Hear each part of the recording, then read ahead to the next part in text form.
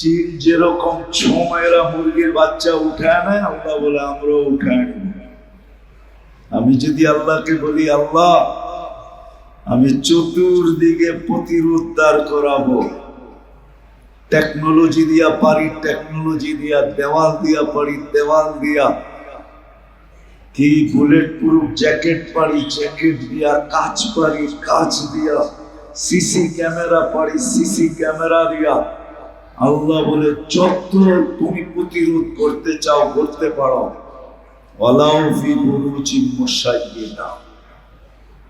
এটাই বুঝাইছে, তুমি যত ইচ্ছা প্রতিরোধ করো, আমরা তোমাকে উঠাবো, এতে কোনো সন্দেহ নাই। তোমার কোন প্রতিরোধ কাজে আসবে না। এটা তো জমিনের প্রতিরোধ, জমিনের প্রতিরোধ এটা। এই জন্য আল্লাহ চ্যালেঞ্জ দিয়েছেন, চ্যালেঞ্জ দিয়েছেন। আইনাল মাফার, কোথায় ভাববে? ফানফিরু ওয়ালা তানফিরু ইল্লা বিসুলতান, ভাগতে থাকো, যেই সীমানায় যে দাঁড়াবে ওটা আমারই হবে, আমার, তোমার না। ওই সীমানাটা আমার হবে।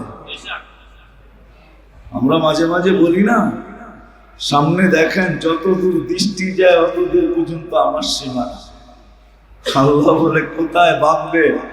যেখানে যে দাঁড়াবে ওটা আমার সীমানা, ওটা আল্লাহর সীমানা। এই জন্য বলেও দিছেন, লিল্লাহি মুলকুস সামাওয়াতি ওয়াল আরদ। তুমি আমাকে চিনো না, দুনিয়ার রাজত্ব আমার, আকাশেরটাও আমার। মুলকুস সামাওয়াতি ওয়াল আরদ, জমিনের রাজত্ব আমার, আকাশের রাজত্ব আমার। যদি প্রশ্ন করি, রাজত্ব তো অনেকেরই দেখি, আপনার আবার হইল কোত্থেকা? তো নিজে কোরআনে বলে দিয়েছেন, ইউতিল মুলকা মান ইয়াশা, যাকে মনে চায় তাকে অল্প কিছু দেই। যদি বলি দিলেন কেন? লিয়াবলুয়াকুম, দেখার লেগা। করেটা কি? কেন দেই? দেখার জন্য। কি করে? যা কথা অন্যদিকে চলে যাবে, গুছায়া নিয়ে আসতেছে। আল্লাহ আমাদেরকে বুঝান। অস্তিত্ব আল্লাহই আমাদেরকে দিয়েছেন। আমি একটা ভাবনার দিকে নিয়ে যেতে চেয়েছি, আল্লাহ করুক ভাবনাটা বুঝে আসুক, আসলে কাজে দিবে। আর যদি না আসলো তাহলে আফসোসও কাজে দিবে না, আফসোস। এই জন্য হাদিসে আছে, জান্নাতে যাওয়ার পরেও মানুষ আফসোস করবে, কোনো কাজে দিবে না। নাইলে এই শব্দ হাদিসে আসতো না, লা ইয়াতাহাসসা আহলুল জান্নাতি ইল্লা আলা সাআ মাররাত বিগাইরি যিকরিল্লাহ। জান্নাতে যাওয়ার পরেও অনুতাপ হবে, অনুশোচনা হবে, ভাবনা হবে। মানুষ ভাববে, একটা সময় নিয়ে ভাববে, কিন্তু ভাবনা কোনো কাজে দিবে না, ভাবনা কোনো কাজে দিবে না। কিন্তু আজকে যদি ধ্যান দিয়ে শুনি তো কাজে দিবে। কথা শুরু এটাই ছিল যে খুব ধ্যান দিয়ে শোনা দরকার, তাহলে দিলে গাঁথবে, দিলে। তো কোরআন বলছে লা তাসমাউ, কাফেররা বলতো তিনি কথা, কোরআন ধ্যান দিয়া শুনো না। ধ্যান দিয়া শুনলে কিন্তু দিলে গাইথা যাবে। লা তাসমাউ লিহাদাল কুরআন ওয়ালগাউ ফি লাআল্লাকুম তাগলিবুন। ধ্যান দিয়া শুনলে কিন্তু দিলে গাঁথবে। এই জন্য কথা শুরু ছিল দিনই কথা ধ্যান দিয়া শোনা, যত ধ্যান দিয়া শোনা যাবে। সাথে সাথে ভাবা চাই, চিন্তা করা চাই, চুপচাপ চিন্তা করা চাই। কে বলতেছে এটা না, কি বলতেছে এটা চিন্তা করা চাই। কেননা মানুষ পরিশ্রম দ্বারা যেখানে না যাইতে পারে, পচতে না পারে, একদিনের পরিশ্রম না, বৎসরকে বৎসর পরিশ্রম করা, 60-70 বৎসর পরিশ্রম করা যেখানে না যেতে পারবে, কন্টিনিউ 24 ঘন্টাও যদি পরিশ্রম করে, অর্থাৎ বন্দেগি করে, যেখানে পৌঁছতে না পারবে, সামান্য চিন্তা এর চেয়ে আগে পৌঁছবে। নাইলে হাদিস কেন আসলো? আল্লাহ তাফাক্কুরু সাআ, সামান্য সময়ের চিন্তা খায়রুম মিন ইবাদাতি 60 ও 70 সানা, 60-70 বছরের বন্দেগীর চেয়েও বেশি। এই জন্য আমাদের বাবা উচিত, আর সাথে সাথে নিয়তও করা উচিত। কথাগুলো যে শুনবো এগুলার উপরে আমল করার নিয়ত করা উচিত। কেননা বুখারী শরীফ শুরুই হয়েছে ইন্নামাল আমালু বিন্নিয়াত দিয়া। এটা এই উম্মতের জন্য আল্লাহর পক্ষ থেকে গিফট, পুরস্কার। এই উম্মত যখন নিয়ত করবেন, নিয়তের দ্বারাও বিরাট বড় একটা পুরস্কার পাওয়া যাবে। আমল করতে পারো কার না পারো। এই জন্যই কিন্তু এই মাসে আল্লাহ রসুল একটা জিনিস শিখাইছেন আমাদেরকে। রজব মাস চলতেছে, তো আমাদেরকে শিখাইছেন এই দোয়া বেশি বেশি পড়ো, বারিক লানা ফি রজবা শাবান ওয়া বাল্লিগনা রমাদান। আমরা সবাই কিন্তু শিখি না, এটা শেখা উচিত। যুবকদেরকে বলতেছি, শিখো, মাঝে মাঝে ডেলি একবার হইলেও পড়ো। লাভ কি হবে জানো? রমজানে যদি পৌঁছতে নাও পারি, এর আগেও যদি উঠা যায়, তাইলে কিন্তু বেনিফিট পুরা পাবো, লাভ পুরাটা পাবো।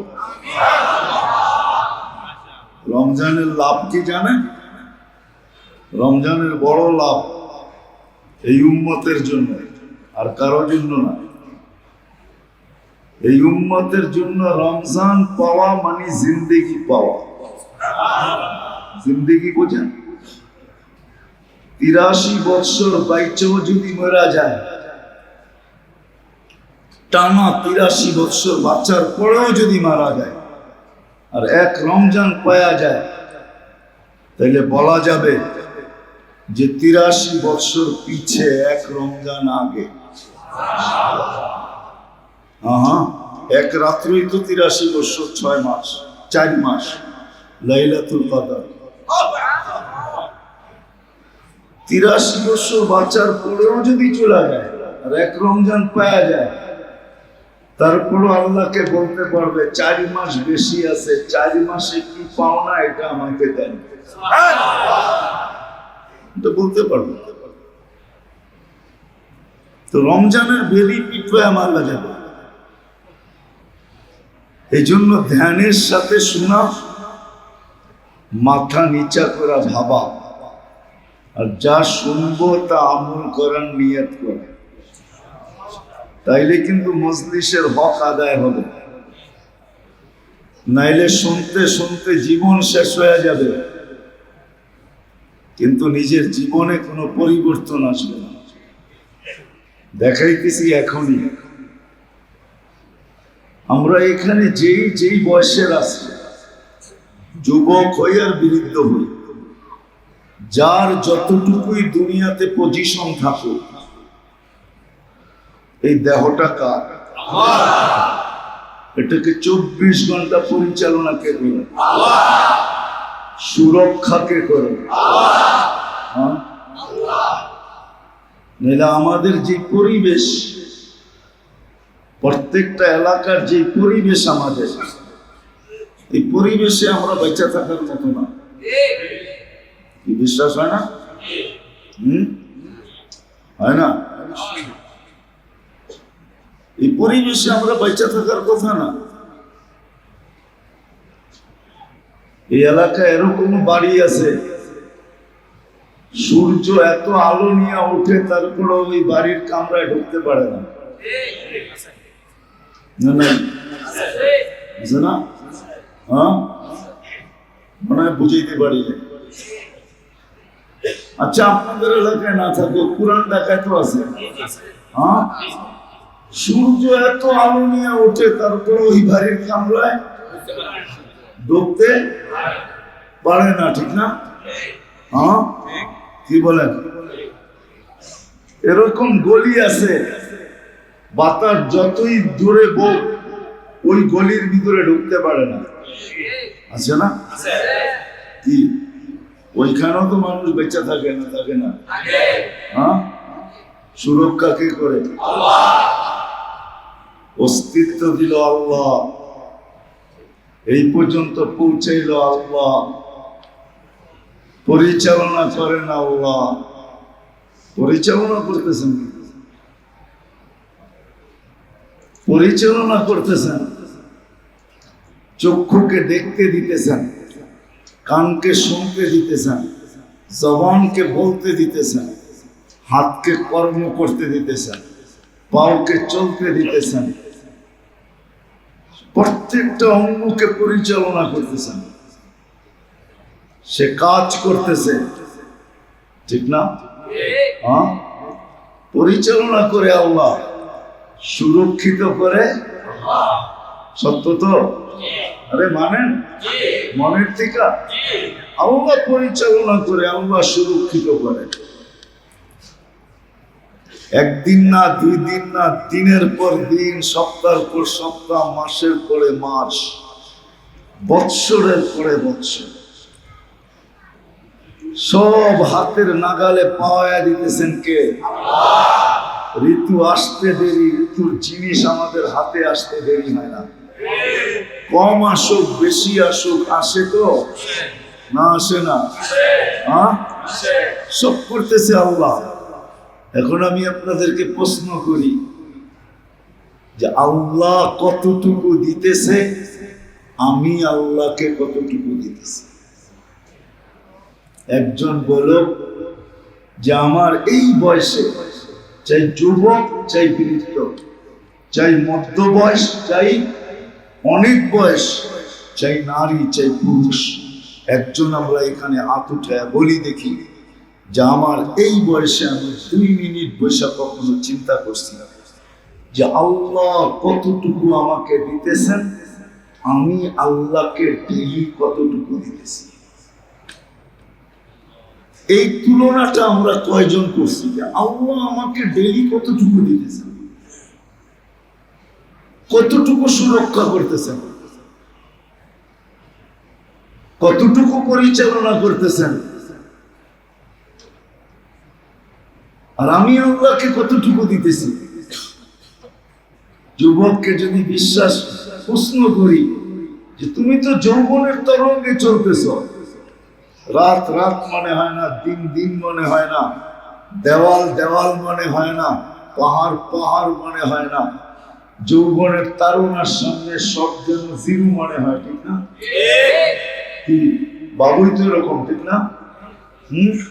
হুন্ডায় চললে তো কোনো কথাই নেই, ঠিক না? কি কও? আর যদি পিছে কেউ থাকে তাহলে তো ফুল চার্জ, মনে হয় বুঝো নাই, ঠিক না?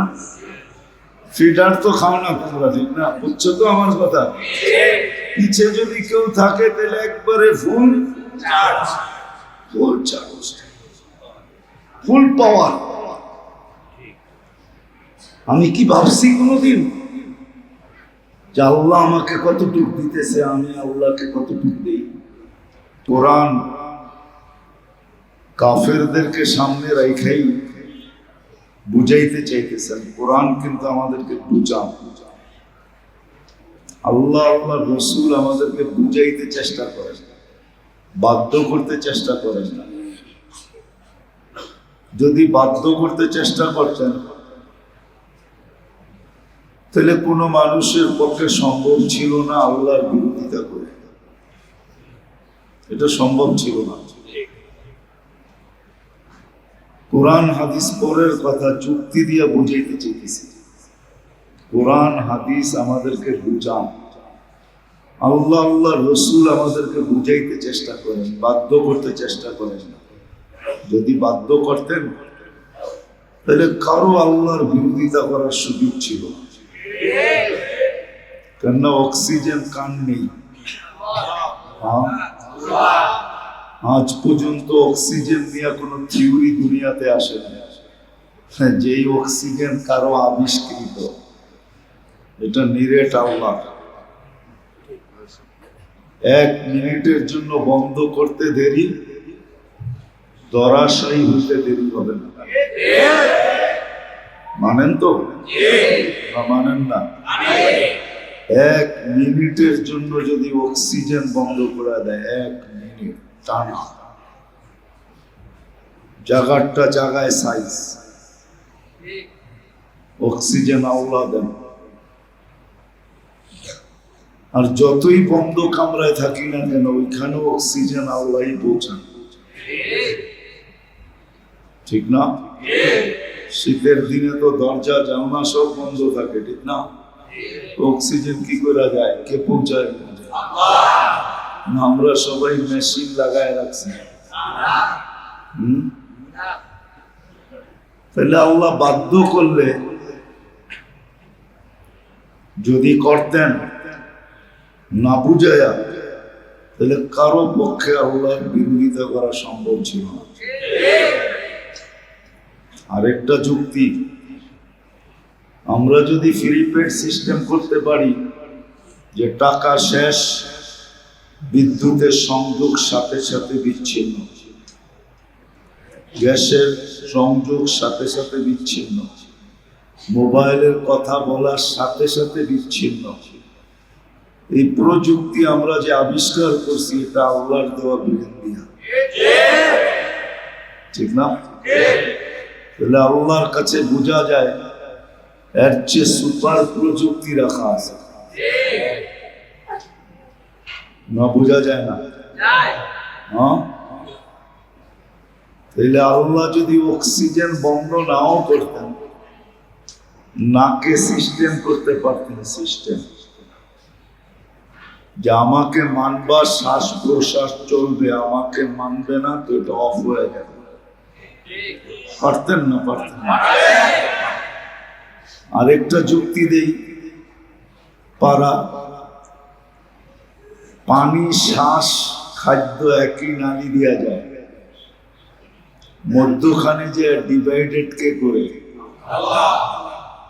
সিস্টেম আছে না? হ্যাঁ, যদি তিনোটা এক নালী দিয়া যায়, যদি ডিভাইডেড হইতে পারে, তাহলে আমাদের শ্বাসের এইখানেও ফ্রি পেড সিস্টেম লাগতে পারত। আল্লাহ বুঝান, বাধ্য করেন না। আল্লাহ বুঝান, বাধ্য করেন না। যদি বাধ্য করতেন তাহলে কারো পক্ষে সম্ভব ছিল না আল্লাহর দ্রোহী হবে, আল্লাহর বিরুদ্ধে যাবে। কেন? অস্তিত্ব দিয়েছেন কে? চালান কে? এই শরীরটাকে চালায় না আমি চালাই, না আপনি চালান, বরং আমাকে চালায়, ঠিক না? কে চালায়? যদি আল্লাহ চালায়, সব কথাই আল্লাহ বলতেছেন, আমি আসল জায়গায় চলে যাবো, একটু ঘুরাইতে ঘুরাইতে। এক একটা অঙ্গ আমাদের, যেরকম সৌর জগতের কোনো কিনারা নাই, আমাদের এক একটা অঙ্গেরও কোনো কিনারা নেই। মানেন? হ্যাঁ, যদি না মানেন তাহলে যুক্তি দেই। প্রত্যেক অঙ্গের ডাক্তার আছে না নাই? হ্যাঁ, একজন না দুইজন? সারা দুনিয়া ভিত্তিক প্রত্যেক অঙ্গের ডাক্তার কত হবে? 1000, লক্ষ লক্ষ হবে, ঠিক না? কিন্তু মানুষটা কত বড়? 6 ফিট 7 ফিট, ঠিক না? 7 ফিট হইলেও একটু খারাপ দেখা যায়, বেশি লম্বা, ঠিক না? 6 সাড়ে 6 ফিট, এটা একটা সুন্দর সাইজ, ঠিক না? 7 ফিট হলে একটু বাঁশের মতো দেখা যাবে, ঠিক না? হ্যাঁ, আনকমন সাইজ হয়ে যাবে, ঠিক না? 5 থেকে 6, ঠিক না? উঠবে 6.5। এতটুকুই তো মানুষটা। ওয়েট কতটুকু? 100 কেজি মাইনা নিলাম। এর চেয়ে বেশি হলে আবার খারাপ দেখা যায়, ঠিক না? কেউ বিয়ে করতেও চায় না, আবার কেউ বইতেও চায় না।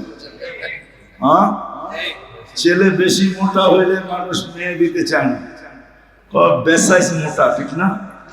হ্যাঁ, আবার মেয়ে যদি হয় তো বর পক্ষ বলে বেসাইজ মোটা, ঠিক না? বেশিতে বেশি 100 কেজি। আবার অঙ্গগুলা ভাগ ভাগ করলে তো আরো কমে আসবে, ঠিক না? নাক কান গলা ভাগ করলে কমে আসবে, চক্ষু ভাগ করলে কমে আসবে। প্রত্যেক অঙ্গের ডাক্তার আছে, কিন্তু লক্ষ লক্ষ গবেষণা, শত শত বৎসর।